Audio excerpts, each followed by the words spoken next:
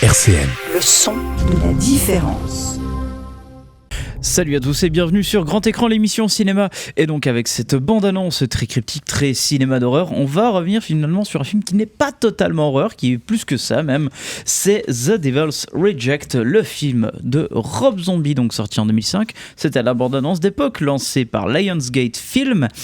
Et avec moi j'ai Sébastien pour parler de la conception et même du film en entier. Absolument, ravi d'en parler. 20 ans bientôt ce film, dis donc, l'année prochaine. Oui. C'est assez ouf. Ouais, et quand on le revoit, on a l'impression qu'il a été vraiment fait à la fin des années 70, début 80, tellement il a été soigné dans sa conception. Alors tout à fait. Mais pas que. Hein. Mais pas que, oui. On va y revenir là-dessus forcément. Et pour revenir déjà sur The Devil's Reject, il faut quand même revenir sur le concepteur derrière, sur le réalisateur, car c'est un élément très important aussi pour cette émission. C'est Rob Zombie, donc ce bon vieux Rob. Donc Rob Zombie, bien sûr, à la base, n'est pas connu comme réalisateur, mais surtout comme artiste, chanteur, musicien, interprète, notamment connu dès les années 80 avec son groupe underground White Zombie, qu'il va plus tard développer en solo, donc avec son nom Rob Zombie, tout simplement, et va garder ce côté un peu très, on va dire très métal, mais un petit peu plus pop à fur et à mesure dans son aspect, dans son style.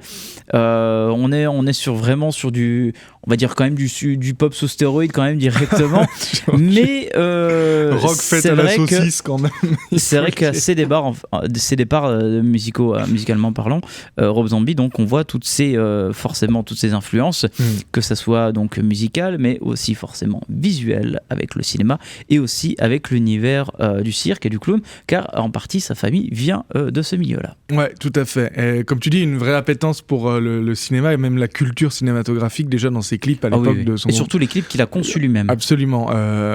Il y en a plein qui font référence au cinéma allemand par exemple Living Dead Girl, c'est voilà. Totalement du Calgary. Tout à fait. Il y a de l'underground. Never Gonna Stop, ça commence par alors je dis ça dans mes souvenirs. Never Gonna Stop commence par l'intro à la Orange Mécanique. Ouais. Donc, en tout cas, il y a plein de. Moi, je me tenterai pas de revenir sur ce titre parce que ça remonte et que j'ai pas écouté du Rob Zombie depuis des années. Moi aussi. Voilà. Et j'ai pas spécialement envie non plus.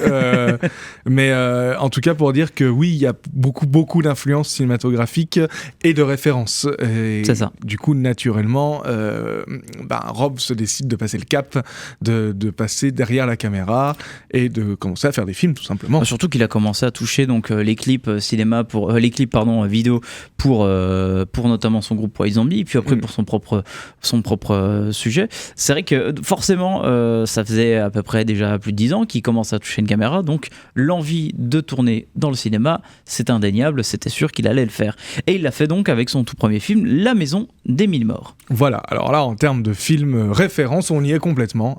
Complètement, ouais. Donc c'est du film dont Rob Zombie fait du cinéma d'horreur. Voilà, on va commencer déjà par là. C'est un film sorti en 2003, mais qui a eu une conception très longue, très douloureuse, et qui a eu un statut culte quasiment instantané. Ouais, bien sûr, parce qu'il a toutes les ambitions et les maladresses du premier film qu'il peut y avoir qui peut y avoir. En tout cas, celui-là, on est vraiment sur du film de psychopathes qui sont une famille, les Firefly, ça va avoir son importance pour le prochain film dont on va parler, qui vivent dans cette maison. Bon, on a des ados qui rentrent, ils se font buter un par un, point. Ils sont débiles, il y a des conneries, voilà. Et le film, le scénar, on s'en fout, il tient sur rien du tout, il n'y a aucun intérêt. Par contre, le film, c'est un vrai exercice de style de la part de Rob Zombie pour refaire tout le cinéma qu'il aime des années 70, surtout en faisant référence à tout ce qu'il aime du cinéma d'horreur, que ce soit De Palma, Toby Hooper, tous les grands noms du cinéma 70. De Palma, il va reprendre le principe de double bonnette, par exemple. Par exemple, ouais. Donc la double bonnette, pour revenir un petit peu dessus, en fait c'est une double focale, donc c'est-à-dire qu'on a une focale qui est concentrée sur le premier plan mais également sur l'arrière-plan, donc ce qui donne un espèce de léger flou artistique en fait entre les deux. Ouais, et puis surtout d'avoir une mise au point sur deux éléments qui sont vraiment pas du tout dans la même profondeur de champ, ce qui est hyper stylé. Bref, voilà, c'est beaucoup d'inférences, mais le film est quand même, en tout cas je l'ai pas revu pour l'émission, dans mon souvenir il est très bruyant, il est très foutraque, il est assez grotesque. Alors il se veut grotesque, il se veut dans le gore, c'est son principe même, on est dans l'horreur pure et dure, très influencé par des Toby Hooper et autres, mais aussi il joue beaucoup sur les jeux de lumière, il joue beaucoup sur beaucoup d'éléments, on va dire, artistiques, mais c'est un film qui a un problème évident dans celui-là, c'est le rythme. Ouais, c'est le rythme. C'est pas déjà en mise en scène, tu vois, Rob Zombie il commence à essayer des choses. Tu sens qu'il a fait ses clips avant, il maîtrise un peu. Bon, il y a une lumière que je trouve des choix de couleurs trop appuyés pour moi à mon goût, mais bon, il y a quand même une vraie volonté de réal derrière, quoi. Tu peux pas lui enlever. Par contre, t'as raison, le rythme lui porte préjudice complètement.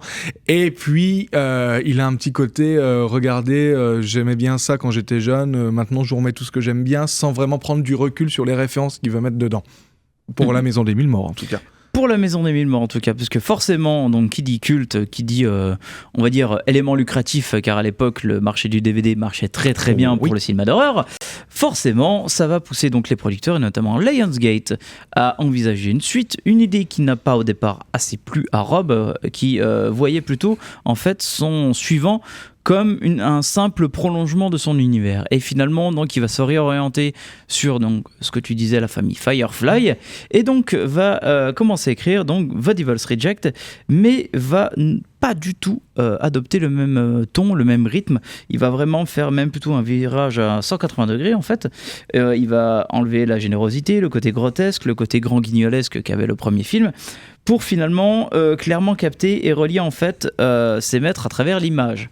Donc en fait on va voir surtout un film qui va plus même s'apparenter à du road movie, il va plus s'apparenter même à du Sam Peckinpah d'une certaine manière, à du John Boorman aussi si on pense à Deliverance, plutôt qu'au simple cinéma d'horreur. Et du Arthur Penn aussi, pour Bonnie le and Clyde, côté Bonnie and Clyde évidemment. Donc c'est marrant parce que en fait c'est tous des réalisateurs des années 70 aussi. Exactement. Mais un autre pan qui est plutôt du nouvel Hollywood, mais en tout cas un cinéma qui est autant, voire plus contestataire encore. Et il se revendique vraiment là-dedans. Comme tu dis, le choix de The Devil's Reject, ça va être marrant de le prononcer 50 fois ce titre, c'est de vraiment prendre le parti d'un film qui serait beaucoup plus réaliste, entre guillemets, hein, bien entendu. Quoique il y a très très peu d'éléments fantastiques et ceux qui sont dedans vont être intéressants à analyser d'ailleurs, mais en tout cas il n'y a plus du coup cette grandiloquence et ce côté foire et tout. Non, on est vraiment sur du road movie avec une chasse à l'homme. Alors qui chasse qui, ça on y reviendra aussi, mais en tout cas et il épouse complètement ce grain de l'image propre au cinéma des années 70 de Peckinpah ou de Arthur Penn pour le coup, et en bref, alors que le film est tout à fait actuel, il se passe dans cette période des années 2000, au moment où il a été tourné. Voilà, on est en 1978 dans l'histoire, et forcément, donc là, on est donc en 2005, donc il a vraiment essayé de retranscrire tout ça à l'écrit d'abord, puis à l'image ensuite. Et c'est vrai qu'en fait, donc, le film, d'ailleurs, pour la petite histoire, donc c'est vrai que il y a aussi une grande différence qu'il a évité de faire par rapport à La Maison des Mille Morts. C'est d'ailleurs, le contexte n'est plus le même, on n'est plus caché dans une maison, on est donc en extérieur quasiment la plupart du temps. Et aussi, forcément, il y a aussi un truc qu'il a pensé, parce que je pense qu'en fait, ça a été un des gros problèmes du premier film, c'était le niveau budget.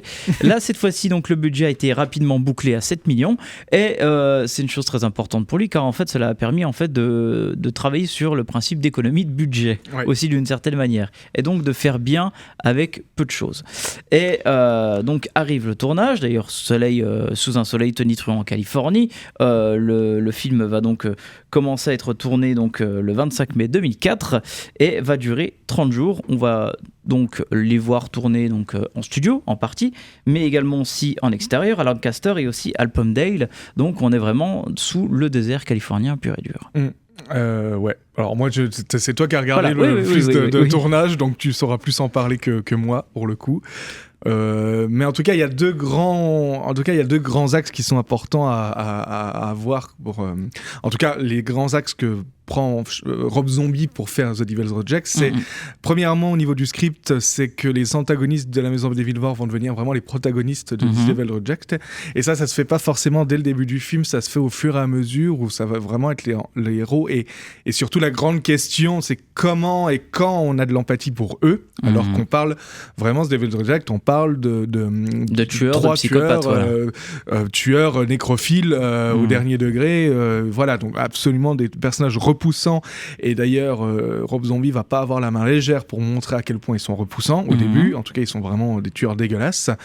Mais voilà, c'est le grand axe. Et l'autre, c'est la manière de filmer qui n'a plus rien à voir avec la Maison des Mille Morts, pour le coup. Exactement. Et qui déjà se fait ce choix, tu vois, c'est en extérieur, on parle du grand désert californien, donc il y a toutes les opportunités possibles pour filmer ça en faisant du grand angle, en faisant vraiment des grands espaces américains, quoi, tu vois, presque un western en fait. Et Rob Zombie ne fait pas du tout ça. Il y a beaucoup de caméras à l'épaule dans le film, il y a beaucoup de gros plans sur les personnages, quoi. Donc voilà, il y a quand même une volonté de comment on chope viscéralement le spectateur dans le spectacle qu'il nous montre. Après, il va quand même donner, on va dire, quelques signes sur le principe même que le film reste une série B. On le voit par rapport à son casting. Donc on retrouve quand même, notamment donc, en partie donc, les personnages de la famille Firefly, notamment dans les rôles principaux. On retrouve Bill Moseley, ou encore qui joue le rôle d'Otis. On a aussi donc, sa femme, Sheri Moon Zombie, qui est absolument partout dans ses films. Mais c'est vrai qu'on retrouve aussi d'autres seconds rôles très habitués au cinéma de genre, comme Michael Merriman, qui était reconnu notamment dans le tout premier La Colline des Yeux de Wes Craven, ou encore Ken Foree, qui a notamment travaillé avec ce bon vieux George Romero. C'est vrai que donc avec un casting très orienté série B, avec une écriture un petit peu plus différente que le premier, on peut le voir notamment rien qu'à l'histoire en fait, parce que finalement, pour résumer un petit peu The Devil's Reject, donc l'histoire se déroule en mai 78 dans une ferme où vit une famille de psychopathes sanguinaires, donc la famille Firefly, le shérif John Quincy Wydell, donc nouveau personnage inséré dans l'histoire. Qui est le frère d'un shérif qui est mort dans le premier La Maison des Mille Morts. Voilà, donc son défunt frère George qui a été assassiné par les Firefly. Donc au cours de la fusillade, donc, 2 membres de la famille vont parvenir à s'enfuir. Donc c'est Otis et le personnage de Sheri Moon Zombie. Donc commence alors une cavale pleine de cadavres et de traques hors normes pour le shérif. Et donc souhaitant d'abord arrêter les Firefly, il se fait peu à peu justicier et décide, après avoir une vision de son défunt frère, donc de s'occuper des Firefly de la pire manière possible. Absolument. Voilà, et donc le récit est vraiment construit comme ça. Donc le film démarre vraiment par une prise en... Je sais plus le mot, mais enfin les flics arrivent et ils vont pour choper la famille de psychopathes. C'est un arrêt, c'est pas prise d'otage, mais c'est un assaut. Non, c'est juste... Voilà, merci, assaut. La prise d'otage en tête, c'est absolument pas ça. C'est plutôt eux qui prennent des gens en otage, d'ailleurs, dans l'histoire. Bref, et du coup, ça commence vraiment comme ça. Et dès là, c'est intéressant parce que le film démarre avec les flics qui arrivent et quelques plans tranquilles de ces trois, et notamment la fille des psychopathes qui dort gentiment, etc. Et en fait, rapidement, Rob Zombie va vers de plus en plus de plans du côté des psychopathes et plutôt que des flics. En fait, dès la séquence d'intro, on dit ok, ce que je vais suivre, c'est pas tant du côté de la loi, c'est pas du côté de l'ordre, mais plutôt de ces rejetons, rejetons du diable, comme ils les appellent, comme ils donnent le beau patronyme, quoi. Et voilà, rien qu'en d'une fusillade, de choisir, c'est de quel côté que je vais commencer à filmer. Sauf que dans le scénario, on arrive où les 3 premiers quarts d'heure du film, au moins, c'est les méfaits de ces psychopathes. Et ça passe par... ils prennent en otage des gens, ils vont les tuer après avoir joué un peu avec eux, ils vont les humilier, enfin voilà, vraiment des choses qui sont abjectes. Et du côté du flic, où on sent qu'il commence à... qu'il a que c'est tout à fait personnel, cette vengeance qu'il veut mettre en place envers ces psychopathes, mais qui pour l'instant, on se dit, il est plutôt... En tant que spectateur, on a plutôt envie d'être de son côté. Jusqu'à la moitié du film, où là, Rob Zombie fait un virage incroyable, complètement, en vraiment les filmant, ces psychopathes-là, juste ils veulent une glace. Voilà, c'est ça, cette scène-là, en fait, cette séquence, en fait, va commencer à nous questionner, en fait, tout simplement, parce que finalement le cinéma de Rob Zombie n'est pas qu'un cinéma de référence, de filiation, on en parlera un petit peu après. C'est vrai qu'en fait on est également aussi sur forcément ce qu'on peut appeler le questionnement du point de vue, donc jusqu'à quel point en fait est-ce qu'on peut adopter le regard du personnage perçu comme inhumain. Tout à fait. Et l'ambiguïté morale est partout dans le film. Il fait donc en fait plus ou moins descendre ces tueurs un peu charismatiques, même totalement charismatiques, de leur piédestal. Et c'est vrai qu'il y a toute cette séquence en fait où ils sont dans leur van et où il y a ce personnage donc de Sheri Moon Zombie, donc le personnage qui s'intitule Baby Firefly. Baby Fireflies, ouais. Qui demande à Otis, est-ce qu'on peut s'arrêter pour prendre une glace ? Lui, absolument pas, on est chassé, traqué et compagnie. Et du coup, entre-temps, ils ont récupéré donc leur père, Captain Spaulding, qui dit oh, oui, pourquoi pas une glace. Et donc, habilement, donc, Rob Zombie, pendant qu'il y a cette espèce d'engueulade entre les trois membres, il y a un cut et on les voit tous manger une glace par la suite. Oui, ce qui est une scène comique de comédie voilà, absolue. Tout simplement. Et puis en plus, là où c'est très intelligent, c'est que ça passe par quelques ellipses. C'est une simple cut, c'est une simple ellipse. Donc voilà, c'est vraiment une scène de comédie qui arrive au milieu de ça, alors que juste avant, vraiment... On a eu une scène de prise d'otage, de torture, de meurtre dans un motel et tout le bordel. Par eux, voilà. Et là, on revient. Et c'est le virage que prend le film, en même temps que ce flic qu'on suit va devenir de plus en plus obsessionnel par cette quête de vengeance et va devenir véritablement lui aussi l'antagoniste du film. En tout cas, le film le choisit vraiment comme antagoniste à part entière. Et surtout va devenir aussi psychopathe que les psychopathes qui recherchent, quoi. Donc il y a vraiment ce jeu sur qui sont les monstres, qui sont véritablement les monstres et à quel moment tout le monde ne peut pas devenir un monstre à tout moment. Ce qui peut sembler déjà vu, hein, c'est pas une idée révolutionnaire en soi, mais la manière dont Rob Zombie le fait est tellement radicale que le film reste encore unique aujourd'hui par ça, quoi. Ah bah c'est un film qu'on peut signaler d'extrême quand même d'une certaine manière, surtout psychologiquement parlant, parce que finalement il est loin d'être racoleur, même s'il a forcément ces scènes de violence typiques, on va dire, dans le cinéma d'horreur, parce que finalement on est moitié horreur, moitié road movie d'une certaine manière. C'est un film qui forcément n'épargne personne. Si les sauvages, donc Firefly, sont au départ comme des monstres, finalement le film dépend qu'il n'y a pas du tout de camp possible sur lequel se compter. Enfin, compter en tant que point de vue, quoi, d'une certaine manière. Même va nous questionner là-dessus, comme je le disais plus tôt. Donc en fait, c'est vrai que il va donc marquer ce tournant, en fait, en humanisant ces monstres, en transformant finalement Weidel comme un psychopathe pur et dur également de son côté. Et tout le film, en fait, va développer, conceptualiser le principe même en fait de est-ce que j'ai envie de suivre l'histoire des Firefly, est-ce que finalement l'idée même de partir dans l'horreur pure et dure avec eux me conçoit totalement, ou alors est-ce que on partirait sur des personnages aussi abjects que Weidel s'entoure, comme les personnages que l'on voit avec Danny Trejo et Diamond Dallas Page. Ouais, complètement. Et avec aussi un choix, et là en le revoyant j'ai été assez fasciné par ce choix de point de vue même de Rob Zombie en fait sur cette histoire-là. C'est-à-dire qu'il y a beaucoup de fois, je trouve qu'il emprunte beaucoup aux films dossiers, c'est-à-dire de films où on peut voir presque des faits d'entrée d'accusé, avec ces espèces d'effets de montage de photos qui défilent. Hop, à un moment donné il va faire un plan fixe sur un plan, voilà, vraiment ou un freeze frame, un freeze frame, voilà, exactement, comme pour qui reprend vraiment les codes des films sur les serial killers, des films dossiers, et qui ramène à ton propre point de vue, toi, de voyeuriste, par rapport à cette fascination des monstres. Et ça, c'est aussi l'intelligence et aussi forcément la différence notable qu'il y a avec La Maison des Mille Morts, c'est qu'il va finalement en fait ralentir le temps, il va conceptualiser même la notion de temps.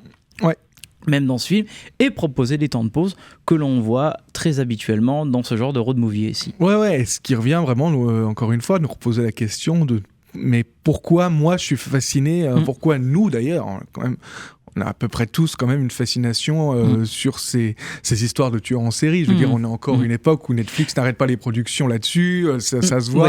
Voilà, et du coup, Rob Zombie, mais juste par ces frises, ces plans fixes là, figés, se pose la question, ça te ramène à toi en fait en tant que spectateur. La violence à l'écran, la violence à l'image, telle qu'elle est conceptualisée, telle qu'elle est développée donc dans ce film qui date de 2005, finalement en fait on est dans une œuvre anachronique, mais c'est là où il faut toujours revenir un petit peu toujours sur la conceptualisation du film quand il a été développé, parce que finalement sa conception, son discours en fait, tout en s'avérant extrêmement actuel et même pétri de l'angoisse et la colère, forcément penser que le film date de 2005, on est post-11 septembre. Ouais. Et il y a un rôle, et ça m'a frappé aux yeux quand je l'ai revu, un rôle de la télé qui est hyper important dans le film. Elle apparaît tout le temps, et alors souvent au second plan, vraiment, c'est rare que, voilà, mais il y a souvent un personnage qui regarde la télé, où il y a un truc en fond qui se passe. Et à chaque fois, ce qui est dit est assez intéressant. Au-delà des blagues, genre, il y a les présentateurs qui vont se poser la question, ouais, alors les sectes satanistes, c'est un vrai problème, ben oui, comment on peut battre le fléau, et pour ça, ils vont montrer l'album de je sais jamais dire le nom. Oyster Cult, où il y a la musique qui est dans Halloween, The Reaper, quoi. Donc voilà, encore Rob Zombie qui fait de la référence, etc. Mais une des premières fois on voit la télévision, c'est qui qu'on voit? C'est le clown qui est joué dans Les Psychopathes. C'est Captain Spaulding avec sa pub, avec le singe, la guenon et exactement, tout le bordel. Et là tu te dis, ce mec, dans ce pays, c'est possible que ce genre de mec puisse faire une pub à la télévision, parce qu'il a suffisamment mis de pognon là-dedans pour le faire. Et donc voilà, la télévision, le pays permet ça, et donc permet que cet outil-là de la télévision puisse diffuser n'importe qui, avec n'importe quel discours. Et ça, Rob Zombie, il est pas tendre du tout sur les États-Unis de l'époque, par rapport à ça. Ah non, c'est un film très intelligent, je pense, sur le développement et la peur, en fait, actuelle qu'avait la société américaine d'époque, et aussi actuelle, comme je dis, post-11 septembre. Même le personnage, par exemple, du shérif Weidel, en fait, est très représentatif de cela, en fait. Donc le personnage qui veut absolument, qui est pourtant figure d'autorité, qui veut punir le mal absolu, qui se transforme lui-même en monstre, ça adopte les méthodes du camp adverse. Très clairement, on peut faire des parallèles monstrueux sur ce qui s'est passé après le 11 septembre. Ah mais complètement. Et puis il y a même plus largement des rapports assez savoureux. Il y a je sais pas si tu te souviens de ce moment de cut où Otis est en train de tuer une des victimes, et il se met à crier, et paf, cut, et le cri se transforme en chant de Muddy Waters qui passe à la télé, qui est en train de chanter du blues, et c'est assez génial, quoi. En un effet de montage, de réunir cette violence-là à la violence dont on chantait déjà avant, et qui circulait déjà en fait à l'époque. Voilà, il y a plein de rapports et qui font que, comme tu dis, quoi, ces personnages-là sont typiquement des serial killers qui hantent l'Amérique, quoi, qui sont là et qui sont dans l'ADN même des États-Unis. Oui, parce qu'en fait, voilà, c'est des rejets du diable, mais ils sont sur le territoire américain d'une certaine manière. Et c'est vrai qu'en fait, c'est bien que tu parles de musique, parce que c'est aussi un élément très important. Forcément, Rob Zombie est très affilié à la musique. L'élément musical du film est d'une importance capitale. Ouais, complètement. Enfin, je sais pas si tu voulais aller plus loin. Tu parlais de Muddy Waters, mais on pourrait parler également d'Otis Rush. On pourrait parler aussi forcément de Lynyrd Skynyrd, forcément avec la fin monumentale. Saturday Night Special aussi, qu'on entend juste un petit peu avant. Donc c'est vrai qu'en fait, la musique, d'ailleurs dès le départ, on a du Blind Willie Johnson, on a vraiment une importance capitale déjà pour contextualiser l'époque, la période, mais aussi forcément pour donner toute une âme suffisante à ce film. Ouais, et c'est la musique qui ramène du romantisme à tout ça, en fait. Ce qui n'est pas tellement dans le film, au contraire. Tu vois, c'est ça qui est assez fascinant, c'est que Rob Zombie, jamais dans la réal, va essayer de sublimer ses personnages, quoi. C'est simplement par des discussions, des choses qui se font, qui fait « Ah ouais, non mais attends, mon point de vue commence à changer ». Mais lui ne va pas insister dessus. C'est pour ça que ça marche d'autant plus. Par contre, les musiques ont ce rôle-là, effectivement. Et c'est souvent des musiques avec une petite mélodie un peu mélancolique comme ça, quelque chose d'assez doux, pour finir sur le chant absolu des années 70 sur la quête de liberté, qui était le Freebird de Lynyrd Skynyrd, qui parle effectivement de ce désir absolu de liberté que Rob Zombie du coup questionne dans ce film aussi. À quel moment on s'arrête cette liberté aussi. Ouais, c'est ça, qu'est-ce qu'elle nous amène, cette liberté dans tout ça, quoi. Et donc oui, c'est assez fondamental, mais ça rejoint aussi le regard tendre que Rob Zombie a pour ses personnages. Oui, parce que Devil's Reject, en fait, est fondamentalement aussi très important sur, comme on disait, l'aspect du point de vue, en fait. C'est un film qui, par exemple, comme l'a développé également Scorsese avec Taxi Driver, quand on suit un personnage qui est forcément très tendancieux, psychologiquement parlant, et qu'on le suit dans ses itinéraires, ça reste aussi un petit peu forcément tendancieux d'une certaine manière de comment il va être développé et compagnie. Mais on est très loin d'être prendre on va dire des personnages des visionneurs à la Télérama et compagnie, on va dire ça comme ça, pour dire que forcément on sait à quel point c'est des personnages mauvais. Mais en fait, c'est toujours ce questionnement de comment humaniser des personnages, même dans ce genre-là. En fait. Ouais, c'est ça. Parce que à quel moment en fait reste-t-on humain ? Est-ce que finalement le film en fait va poser cette question tout du long en fait ? Ouais, puis te dire profondément que c'est son pouvoir de réalisateur, pardon, et le pouvoir du cinéma de rendre, tel ou tel personnage sympathique. Voilà. Mais c'est vrai que oui, par exemple, on a d'autres styles aussi très importants qui reviennent en majeure partie sur cette volonté en fait de jouer là-dessus et même en parlant de la réal, de la mise en scène, visuellement en fait Rob Zombie aussi a fait appel à un élément très important dans ce film, je trouve, qui s'appelle Phil Parmet. Phil Parmet, c'est le directeur de la photographie, donc c'est un spécialiste du documentaire, et en fait ce côté docu on le ressent énormément à l'image, pas seulement par ses principes de caméra à l'épaule et compagnie, mais en fait on a aussi surtout en fait il a décidé de filmer notamment dans pellicule 16 mm donc qui ont été rescannés numériquement et donc avec un format 1,85. Donc on est très loin du cinémascope qu'on pourrait imaginer pour les grands ensembles américains. En fait ce qui intéresse Rob Zombie, c'est de se concentrer sur les personnages et sur les visages, et ça se ressent complètement tout le temps. C'est à hauteur d'homme tout le long du film. Oui.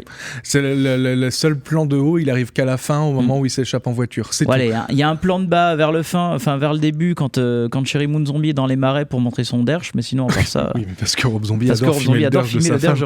Bon, oui. ça le regarde. Mais en tout cas, il y a quand même tout est à hauteur d'homme, quoi, tu vois. Oui. Ce qui fait aussi les viscéralités des scènes d'horreur, parce qu'on n'en a pas. Enfin, voilà, il y a quand même Rob Zombie sait très bien filmer l'horreur, quoi. Et parce qu'il a des très bons second rôles aussi. Je pense notamment au personnage de... Pardon, j'ai oublié le nom. L'acteur qui a notamment joué pour Clint Eastwood,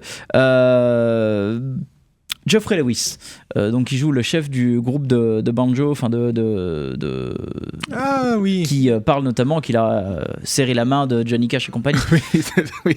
Donc c'est très drôle ça d'ailleurs, ce personnage-là. Oui, c'est un personnage très drôle, mais qui en fait on voit tout le principe de la naïveté que peut donner en fait ce genre de personnage face à la rencontre de vrais psychopathes en fait. Ouais, complètement. Et qui se fait avoir par une simple petite blonde qui le chauffe sexuellement, quoi. Et il se fait avoir comme ça. Mais tout le long du film, quoi, tu vois. Quand même un regard sur le masculin, c'est pas tendre non plus, quoi. Non. Dessus, mais de toute façon personne n'est à sauver dans ce film, hein, clairement, oui. de toute manière.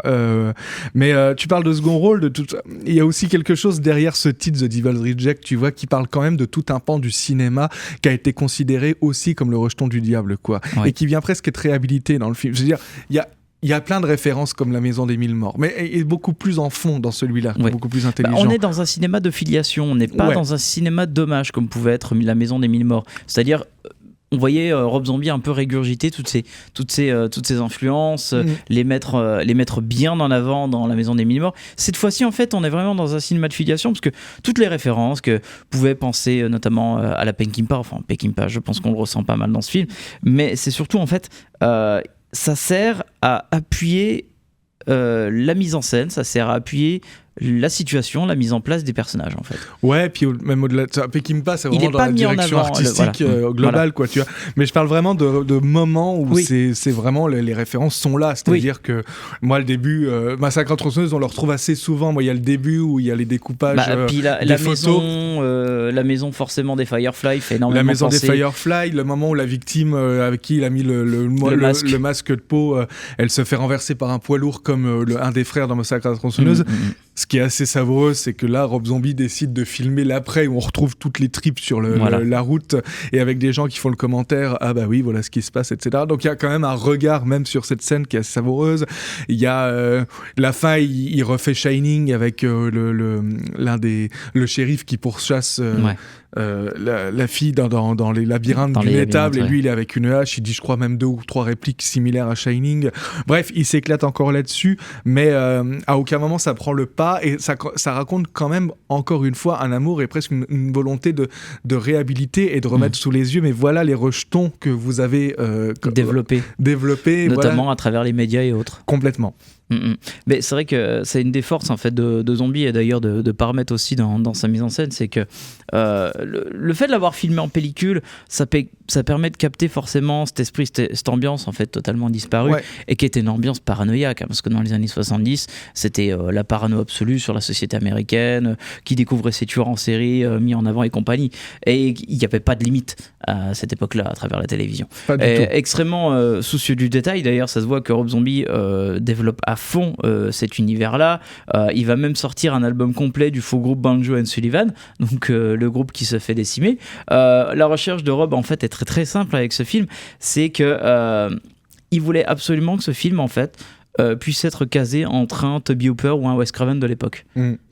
Bah, voilà. c'est clairement, enfin voilà, c'est montré quoi. Hein, il y a vraiment cet esprit crasseux. Il y a évidemment, tu penses à La Colline à des yeux parce qu'il y a aussi Michael Merriman. Absolument. Voilà, mais tout est fait pour un second aussi, rôle, hein. bien sûr. Non, mais voilà, et le film parle de ça aussi, de The Devil's Reject. Moi, j'ai vu ça aussi, quoi. C'est toutes ces figures là qui ont été rejetées aussi à l'époque, quoi. Tu vois, ou qui étaient pointées par la critique, ou même par les comités de censure qu'il pourrait y avoir, sous toute forme qu'elle soit. En montrant, mais voilà, les horreurs qu'on nous montre, et vraiment, là, de Rob Zombie, ne pas seulement les embrasser complètement avec sa caméra et de les montrer dans toute la violence qu'il pourrait mettre dans le film, et il s'en prive pas, mais aussi de ramener tous ces seconds couteaux là qu'on a vus à l'époque. C'est ça. Et même, alors, parce que, bon, pour résumer, à la fin du film, ils se font choper par le shérif, ils se font torturer, etc.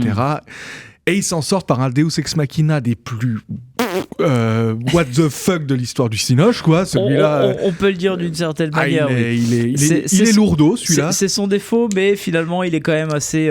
Moi, je l'accepte d'une certaine manière. Ouais, moi, je l'aime bien. Enfin. Non, je l'accepte, t'as raison, le mot est plus juste. Je l'accepte parce que c'est une espèce de créature complètement difforme. Oui, le personnage dont on parle, c'est Tiny, d'ailleurs, qui est campé par Michael McCreary, qui est décédé peu de temps après la sortie du film. Enfin, peu de temps avant, pardon, la sortie du film, qui était déjà dans La Maison des Mille Morts, qui est en fait leur petit frère, qui est une masse monstrueuse de 2,20 m, qui est brûlé, en fait. Qui est brûlé, que tu sens qu'il y a eu 4 générations de consanguinité derrière. Va finir dans la cabane. Tout à fait. Mais donc il va finir mourir dans la cabane. Enfin, il préfère retourner dans les flammes plutôt que de vivre en dehors. Ouais. Alors ça, mais vraiment, il vient les sauver, après il retourne dans le feu et c'est point, ça. Quoi. Bon, voilà. Et bon, c'était pour qu'il y ait une jolie scène à la fin, on lui en veut pas. Mais tu vois, ce type a vraiment la gueule d'un Freddy Krueger, quoi. Tu vois, pour moi, il a un peu le physique d'un des tueurs de la Colline à des yeux de Wes Craven. Enfin, il y a tout un pan en lui-même, dire je vais vous faire sortir, je vais vous sauver pour le grand final. Et moi, je retourne brûler. Voilà. Et donc il y a quand même tout un discours de Rob Zombie sur ce cinéma-là à la fin. Même juste dans ce Deus Ex Machina. Mais Rob Zombie a une fascination pour les monstres, comme l'avait Tim Burton, comme l'avait aussi Lynch d'une certaine manière. Donc en fait, surtout forcément lui qui vient du milieu du cirque, il en a vu, je pense. Et le fait de le montrer à l'image aussi, c'était une façon aussi de révéler un peu toute cette imagerie, parce que finalement, donc le personnage de Tiny, qui a atteint le dysmorphisme, l'acteur est atteint le dysmorphisme, hein, c'est indéniable. Ils lui ont mis juste 2 heures de couche de maquillage sur la gueule, c'est tout. Hein. Ouais, c'est ça. Et le reste, en fait, c'est vraiment son corps. Hein, donc voilà. Et ça montre aussi à quel point que toutes les références mises en place, c'est un film qui se veut témoin de son époque. Complètement. Témoin et filiation, c'est assez juste, hein, quand tu dis filiation, en tout cas de passation. C'est ça. Ce qui est intéressant, moi, en plus, c'est que le film que fait après Rob Zombie, c'est Halloween, si je dis pas de bêtises. Il a été pris pour le remake de c'est Halloween. juste après The Devil's Reject. Ça, et donc, c'est très intéressant où là, vraiment, après The Devil's Reject et La Maison des Mille Morts, il se plonge carrément dans une des œuvres déjà, un des monuments, en tout cas, un film phare de cinéma d'horreur. Qui a été phare novateur. pour tous les réalisateurs d'horreur encore aujourd'hui. Et il s'attaque à faire un remake. Déjà, bon, faut y aller, quoi. Et quand vous l'avez vu, c'est hyper intéressant comment il traite Halloween surtout aujourd'hui. Il le fait très différent de ce qu'a fait Carpenter, et heureusement d'une certaine manière. Il va même démystifier un peu le mythe de Michael Myers dans le 2, hein, notamment lui retire le masque.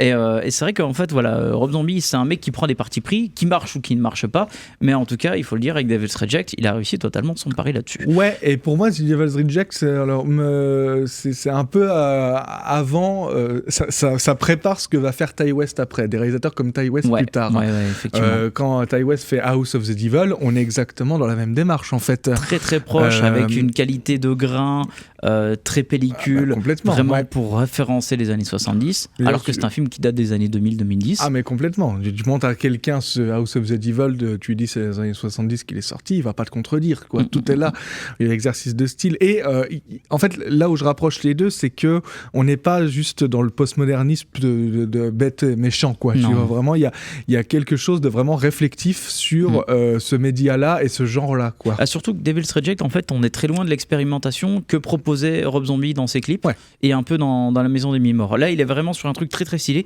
D'ailleurs, on peut le voir dans un documentaire qui s'appelle Folly Days in Hell, qui revient sur la conception du film, où il travaille à fond également sur le storyboard.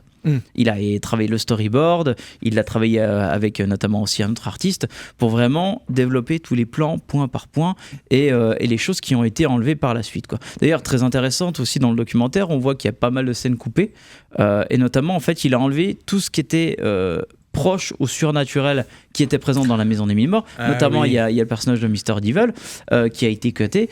Et ça permettait aussi au film de se rapprocher encore plus du réalisme que proposait Zombie à la base. Ah bah c'est complètement. Mais c'est une très bonne idée parce que c'est une excellente idée. Hein. Le fantastique nous aurait donné un recul qui n'aurait pas été juste par rapport au film.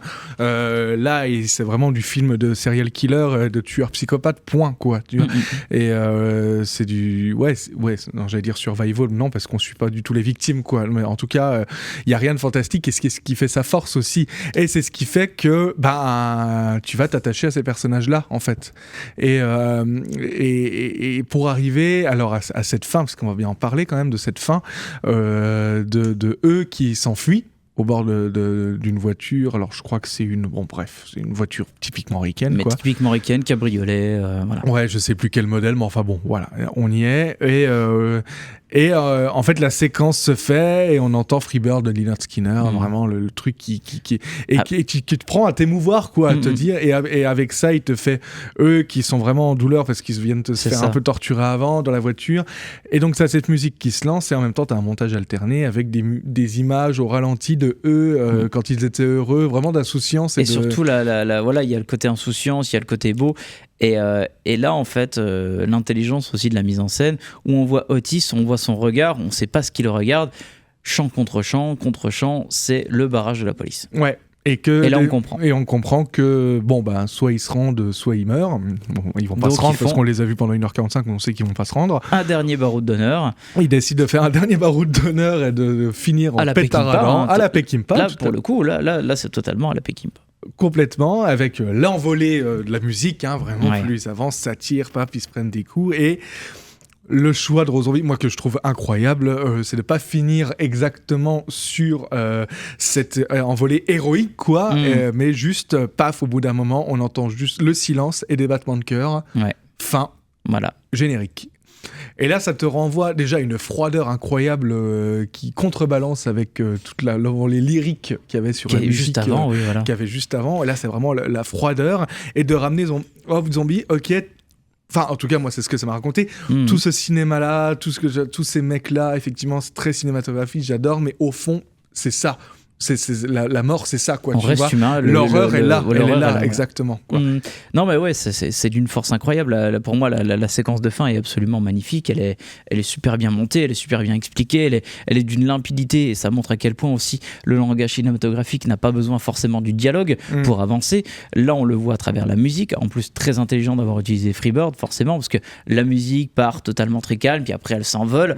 C'est un morceau qui est très long, qui permet aussi de travailler sur le temps, l'ambiance, mais elle-même. Du coup, Rob Zombie va également jouer sur comme tu disais, sur le côté un peu revivement des personnages qui repensent au meilleur moment de leur vie, avec la mise en place, l'arrivée, le contexte, la situation. Paf, en face il y a le barrage de la police, donc la musique change, l'image qui est alors eux en fait ils ont filmé en caméra à l'épaule, ils ont tourné tout autour de la voiture et finalement en fait au montage on voit en fait cette espèce de ralenti un peu saccadé qui permet encore plus de capter les visages en fait et les mouvements et ce qu'ils vont comment vont-ils réagir par la suite, et on comprend qu'en fait forcément le barret d'honneur arrive parce que la musique se lance en même temps, tout simplement, et surtout qu'on la connaît très bien cette musique Freebird, elle a été utilisée maintes et maintes fois. Et pourtant, Rob Zombie arrive à la magnifier avec cette séquence-là, quoi. Ouais, mais ça parle complètement. Déjà parce que c'est une musique d'époque et parce que qu'est-ce que tu veux dire dans les années... Enfin, quelle musique tu prends pour parler vraiment de la liberté du rêve américain aux années 70 ? Freebird en fait partie, quoi, évidemment. Mais vraiment, ce choix de friser complètement les personnages, vraiment, hop, mort, silence, battement de cœur, point. Et puis la casse totale avec eux qui se prennent des balles, battement de cœur, puff, cut. Ouais, ce qui fait un bel adieu même à Rob Zombie sur ces personnages-là, quoi. Bon, adieu si on prend pas en compte le 3e volet, bien entendu. Mais que je n'ai pas vu. D'ailleurs, je me refuse toujours à le voir parce que je peux pas imaginer une suite à ça. On va en parler un petit peu sur l'après. Donc, il faut le savoir que le film, en fait, a été plutôt bien accueilli par la critique spécialisée, moins par d'autres, Télérama, bonjour. The Devil's Reject a réussi donc un score honorable aux USA, notamment malgré, on va dire, sa distribution assez faible. Il est quand même soutenu par Lionsgate, mais attention, la Lionsgate de l'époque, c'est pas le Lionsgate de maintenant, qui travaille avec des films monstrueux comme Godzilla et compagnie. On est vraiment sur encore un cinéma indépendant. Et donc avec un faible circuit, avec une distribution assez faible circuit forcément qui a été cuté par la classification la classification de censure américaine. Donc le film a été forcément classifié R. Le film a quand même eu un petit score honorable. La quasi-totalité des recettes vient d'Amérique du Nord pour le film, donc on est sur un résultat d'à peu près 20 millions. Et The Devil's Reject, en fait, est sorti en France, chez nous, en juillet 2006, pour un score totalement inaperçu, donc de 29 141 spectateurs pour 70 cinémas. Oui. Mais bon, c'était déjà qu'ils sortent en France, c'était incroyable en salle. Ouais. Parce que quand on y repense, c'est vrai qu'en fait le cinéma de genre quand même est toujours très... Il y a toujours de la place pour le cinéma, que ce soit le cinéma français, américain, même étranger. On a un réseau de distribution de salles qui est quand même assez fantastique et que beaucoup de nos compatriotes européens nous envient à mort.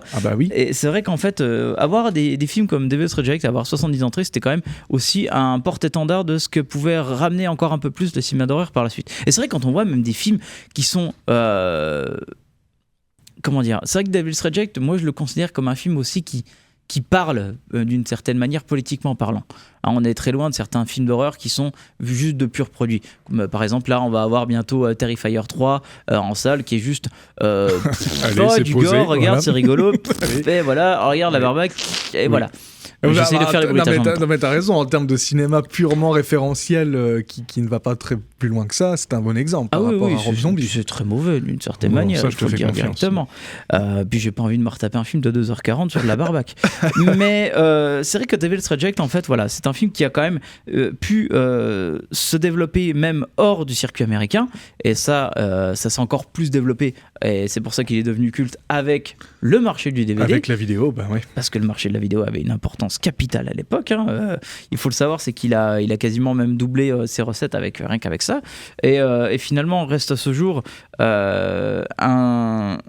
je crois le meilleur score de chez Rob Zombie d'ailleurs dans les ventes de marché. Bon, même si par la suite, forcément, la carrière de Rob Zombie, je trouve qu'en fait, il a eu son pinacle avec ce film-là, car l'après, ce n'est plus trop la même, n'est-ce pas, mon cher Seb ? Ouais, alors après, c'est marrant parce que Halloween, alors le 2, c'est sûr qu'il est sorti directement en DVD. Ouais, le 1, je sais plus. Le 2 avait eu énormément de bisbilles avec leur distributeur, qui, je tiens à rappeler, était Miramax. Coucou. Voilà. Mais le premier était sorti en salle, je crois. Le premier était sorti en salle. On a réussi à l'avoir en salle même chez nous. Ouais. Bon, qualitativement, c'est son meilleur film, The Devil's Reject. De toute façon, ça c'est indiscutable. Moi, Halloween, je trouve vraiment pas inintéressant ce qu'il fait avec. Son premier avait un postulat de base qui était plutôt intéressant parce qu'en fait il voulait pas faire comme Carpenter. Ouais, et puis il se réapproprie complètement Halloween, quoi, tu vois. Voilà. C'est un film de Rob Zombie pur et dur. C'est très dur. On a eu très peu de réalisateurs qui, à l'époque des remakes à foison, il faut quand même le signaler, on avait notamment par exemple Marcus Nispel qui avait fait Massacre à tronçonneuse.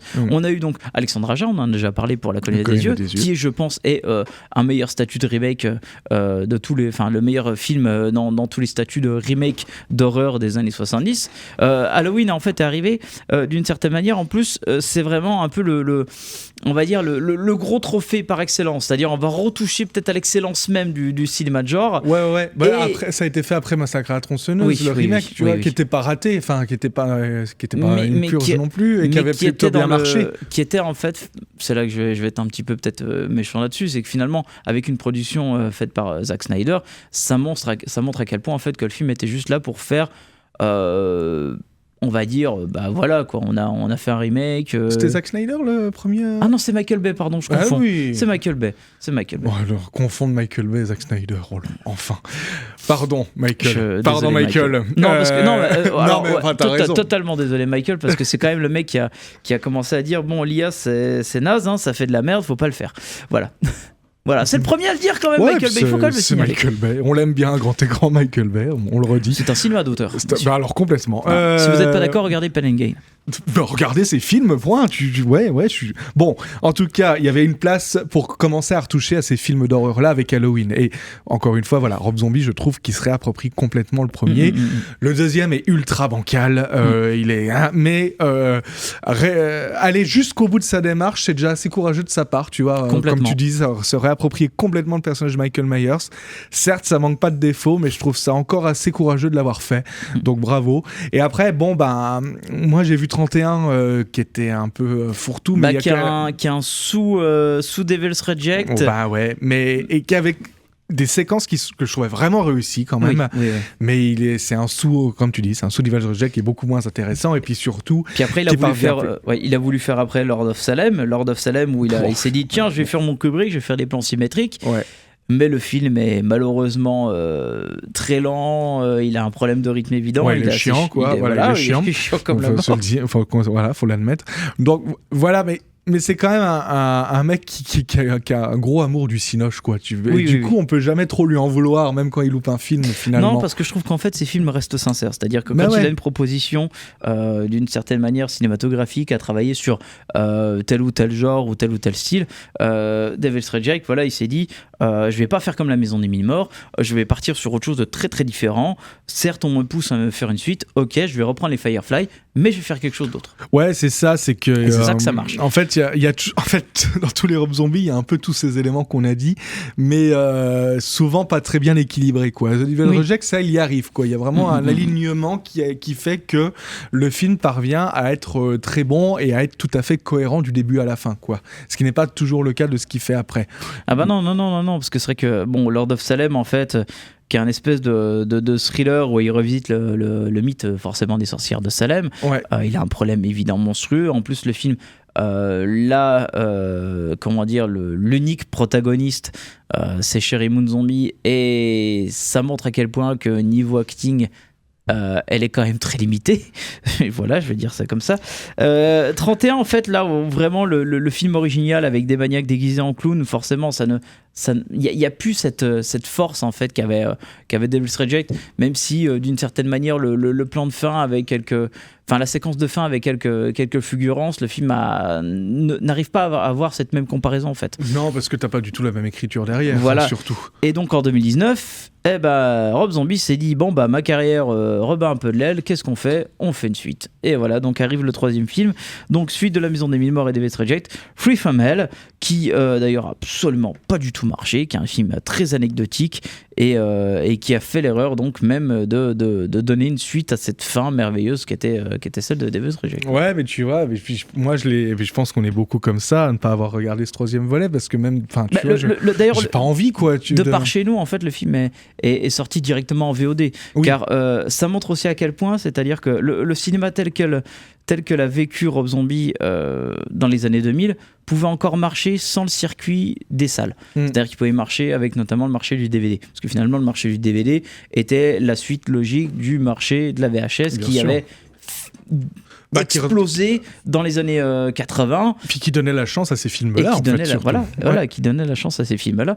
Et forcément, Free From Hell n'avait plus vraiment ce marché-là, parce qu'il faut quand même le dire, le marché de la vidéo est devenu à moitié élitiste, on va dire, d'une certaine manière, et forcément, le numérique a un peu bouffé ce milieu-là. Et forcément, donc, ce qui est arrivé aussi. Free From Hell n'a absolument pas marché, quoi. Et je pense aussi que d'une certaine manière, même les fans, même les spectateurs ne voulaient pas avoir de suite pour ça. Ouais, c'est exactement ça. C'est-à-dire que quand je dis, moi je l'ai pas vu, d'autres qui seraient, en tout cas, si ce n'est fan du premier, adepte de genre, je pense qu'on est beaucoup à ne pas avoir regardé la suite, parce qu'à quel moment tu veux suivre des personnages auxquels tu as fait un adieu aussi beau à la fin de The Devil's Reject, quoi, tu vois, et qu'est-ce que tu peux encore me raconter avec ça, quoi. Bon, toi tu l'as vu, Roland, apparemment il n'y a pas grand-chose à raconter. Officiellement, non, il n'y a vraiment pas grand-chose à raconter. Je trouve que le film, en fait... raconte, on a déjà vu ce qui s'est passé avec Devil's Reject. Il y a quasiment rien à remettre en place, en fait. C'est ça le problème. Ouais, c'est un peu débile. Bon, et puis maintenant, je sais pas ce qu'il fait Rob Zombie, quoi, mais plus de nouvelles sur les radars. Il y aurait même pu y avoir une production sur Netflix. Il a fait une adaptation ou autre, de la série The Monsters en 2022, je crois, sur Netflix, une connerie comme ça. Voilà, ok. Et sinon, depuis 2022, donc. Ok. Silence radio. Ok. Bon, en tout cas, revoyez The Devil's Reject, quoi. C'est ça qu'on peut dire, parce que... Pour les 4 dernières minutes, oui, on peut carrément le dire. Oui, Devil's Reject, c'était vraiment un film à voir, essentiellement. Bon, après, forcément, j'ai envie de le dire, on parle un peu de cinéma d'horreur, un peu de cinéma extrême, donc il faut avoir le cœur bien accroché, d'une certaine manière. Ouais. Oui. Mais c'est un film à voir, car ça montre aussi à quel point, en fait... Moi, je trouve fantastique la manière de Rob Zombie d'avoir eu cette idée de vraiment faire comme à l'époque. C'est-à-dire qu'il a certes eu l'idée, je trouve géniale, en fait, d'avoir pris un directeur de la photographie qui est très spécialisé dans le documentaire, qui va l'aider et élaborer, en fait, d'avoir une image, une conception, une patte très particulière à ce film, d'ailleurs qu'il n'aura plus après pour la suite, d'ailleurs, c'est très drôle, et qui va vraiment, en fait, montrer... pas seulement son amour, mais qu'il a un élan artistique derrière tout cela. Ouais. Moi, j'aime beaucoup la jaquette, l'affiche du film. Oui. Il y en a deux. Il y a une avec le titre en gros en rouge et les trois qui est derrière. très grindhouse. À fond, tellement. Et moi, j'aime beaucoup celle française, surtout. Ouais. En tout cas, je sais qu'en France, c'est celle qu'on a eue. Oui, qui a été choisie par Metropolitan. Ouais. Par Metropolitan, qui est un peu verdâtre jauni comme ça. Et c'est juste un plan qui est même pas dans le film. Non. C'est vraiment le long d'un motel. Il y a au avec loin, un bras un flic qui est de dos, qui regarde pas, et juste un bras de cadavre qui sort. On voit pas de tueur, on voit même pas de quoi ça parle, mais je l'aime beaucoup cette affiche, déjà parce que elle a un petit côté un petit peu goré underground qui rend bien service au film, je trouve. Mais totalement. Et de pas montrer, en fait, et de se dire ça va être quoi le sujet de ce film, quoi, tu vois. Et surtout le titre, en fait. Ouais. Et The Devil's Reject, que tu ne vois pas sur la jaquette. Non. Et ça permet aussi forcément de savoir, mais c'est quoi les Devil's Reject, c'est quoi les rejetons du diable. C'est bien évidemment la famille Firefly, quoi. Ouais. Ou d'autres, on sait pas. Ou ça peut être d'autres. Oui. En tout cas, il y a en tout cas une volonté de Rob Zombie de se poser la question, mais qu'est-ce qu'il y a derrière ce mur, qu'est-ce qui se passe derrière, et du coup de toi même en tant que spectateur déjà te demander qu'est-ce que je vais voir, qu'est-ce que j'ai envie de voir derrière ce cadavre qui est là. Et au final, on a donc un road movie poisseux qui développe de vrais personnages totalement nuancés et sans cinémascope, j'ai envie de dire. Et sans cinémascope. non, c'est cinémascope. Donc c'est un format très bas où il y a beaucoup de barres noires pour les non initiés. Qui fait la part belle aux grands espaces, quoi. Vraiment, si vous filmez vraiment des grands espaces, c'est vraiment ce cinémascope qui est tout indiqué. Là, c'est pas le choix encore une fois de Rob Zombie, mais qui est toujours cette volonté de filiation de ces années 70, de couper avec ça. Mais du coup, je terminerai par là-dessus. Je dirais que Devil's Reject, en fait, c'est un film très important à voir, car en fait, je le qualifie dans les grands films qui arrivent à nous questionner sur l'ambiguïté morale que l'on peut avoir à travers l'image. Ouais, c'est ça. Et je pense que comment écrire des personnages, pas seulement par le script, mais aussi par la réal et par le montage, surtout. C'est une très bonne leçon, moi, je trouve. Oui, parce que c'est vrai qu'un tournage de 30 jours, 7 millions. Ouais. D'ailleurs, il y avait beaucoup d'éléments graphiques en SFX pur et dur qui devaient être faits, mais par faute de temps, ils ont préféré s'orienter sur le numérique. Et j'ai revu quand même un plan où ça se voit beaucoup, le lancer de couteau de Sherry Moon Zombie quand elle tue la blonde. On voit le numérique bien implanté au niveau du cœur. C'est vrai que c'est un petit peu grossier. Mais sinon, c'est pas mal fait. Mais à part ça, le film s'en sort parfaitement bien. Ouais, mais parce que au niveau des maquillages, il y a beaucoup. En fait, il filme beaucoup plus. Ça y est, on repart sur autre chose. Mais il filme beaucoup plus les corps après avoir. C'est ça. Tu sais, où il y a des taches de sang, où il y a de la saleté, tous leurs fringues sont sales. Tu vois, même le slip est sale, quoi. Vraiment, tout est sale. Et du coup, beaucoup plus que des scènes gore, on a plutôt comment les fringues et les habits sont contaminés par ce qui s'est passé là. Mais tout est crade. Rob Zombie, qui a fait beaucoup de repérage, expliquait d'ailleurs. Vous imaginez pas à quel point les gens adorent vivre dans la crasse, comme ça qu'il dit face caméra lors du documentaire. Bon, bref, on va s'arrêter là-dessus, donc avec forcément le morceau magique de Freebird que l'on entend à la fin du film. Merci Seb. Merci. On revient la semaine prochaine pour un tout autre numéro. Ciao tout le monde. RCN, www.rcn-radio.org